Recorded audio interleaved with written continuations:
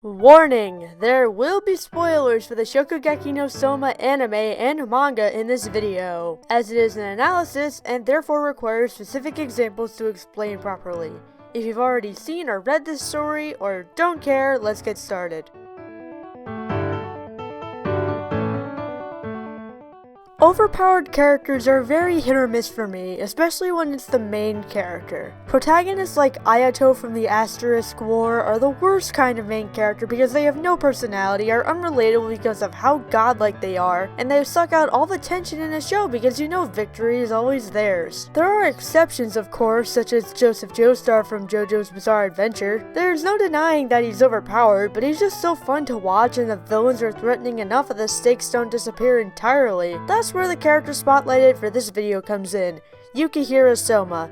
Under normal circumstances, he'd be categorized as the protagonist that kills all stakes, but that actually turns out not to be the case. Sit back, relax, and watch on as I describe to you why I think Souma is a great main character.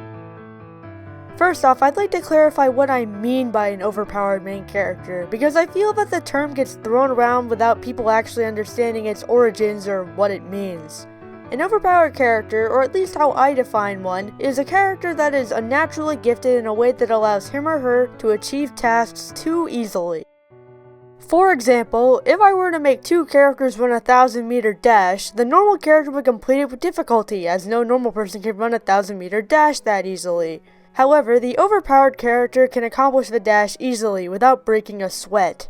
It's unnatural because the character's actions deviate so far from the norm that they become impossible to believe in a realistic setting.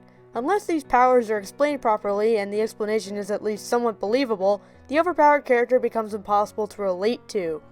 Now, overpowered characters are not a new development in entertainment. In fact, their existence is about as far away from new as you can get, as one of the earliest main characters in existence, Beowulf, is basically the definition of an overpowered main character. To give you an idea, he's able to defeat Grendel, an abominable monster that slaughters an inconceivable amount of men previously, without armor and by simply tearing his arm off. Because, you know, that's believable. I go out tearing the arms off of abominable monsters all the time, don't you? The point is, Grendel isn't supposed to be defeated all that easily, but Beowulf is able to do it without much of a problem. However, there is a reason for this overpoweredness. Beowulf is meant to be a role model. Throughout the epic poem, Beowulf is continually revered as the ideal warrior, perfect reputation, powerful, strong, respects his elders, has no flaws, and has proven himself on the battlefield. People are meant to want to be Beowulf, to improve and become more like him. In today's world, this idea of the perfect role model does persist, but is not as warmly received by today's standards anymore. Nowadays, people expect characters to have different attributes. They should be relatable, flawed, emotional, and feel, well, human. People want characters closer to Edward Elric or Shinji Ikari than Beowulf, and most overpowered characters are looked down upon. Heck, every time I open a video negatively criticizing Sword Art Online, practically the first thing I hear after the introduction is someone tearing Kirito apart because he's overpowered and unrelatable. This clearly shows how the elements of storytelling has at least somewhat evolved over the course of time. But where does that leave a character like Yukihira Souma? At first glance, he seems like the typical overpowered character. He's exceptionally skilled at cooking and never seems to lose or suffer from a defeat. How is it that his character isn't torn down by an endless number of critics? Well, let's start off from a more simple reason. He doesn't always win. Yeah, Souma actually does lose, and not just once, he loses twice, and both with major stakes on the line. The first time is when he's battling against Megami's expulsion, and while he wasn't technically the head chef, their team still loses. Granted, neither get expelled, and the two talk a bit afterwards. Megami thanks Souma, but he tells her to let everyone know she's okay. She obliges and Souma waves goodbye, but when she leaves, he punches a wall and says, "I lost. I lost." The scene is not incredibly long, but it displays something I did not expect to see out of him.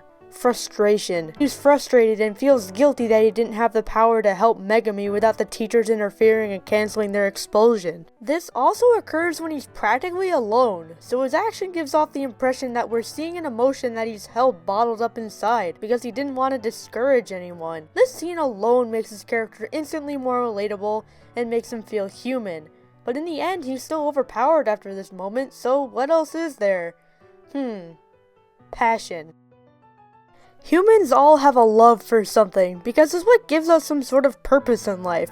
Whether you love video games, anime, books, engineering, computer science, history, writing, spending time with family and friends, or any other activity, coming back to it and experiencing something wonderful because of it is something that most hold dear. This is the main reason Souma's a great character. I could barely recall a character that is so ecstatic about what he or she does other than him, among main or side characters, and it is shown through his losses. Even after he suffers defeat, he loves cooking so much that he won't even try to give it up, and this is where his boundless optimism and confidence comes from. It is made very clear that Souma is not forced into cooking by his father, but out of personal interest as a child, and puts his heart and soul into every dish he makes, good or bad. When he gets a ton of requests for shokugeki after the fall elections, he doesn't shy away. He says, "I'll challenge all of them," and the expressions on his face during those challenges display pure joy.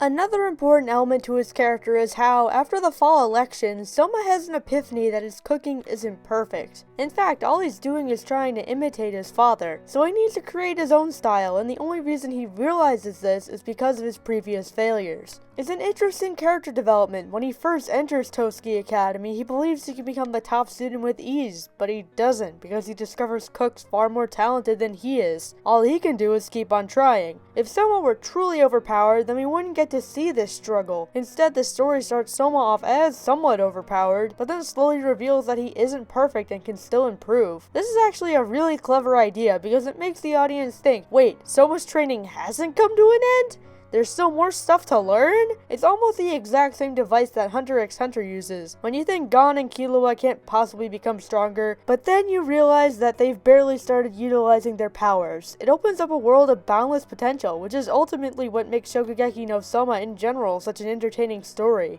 You never know what direction the story is going to take, or how a character may overcome limits they never knew they had until now.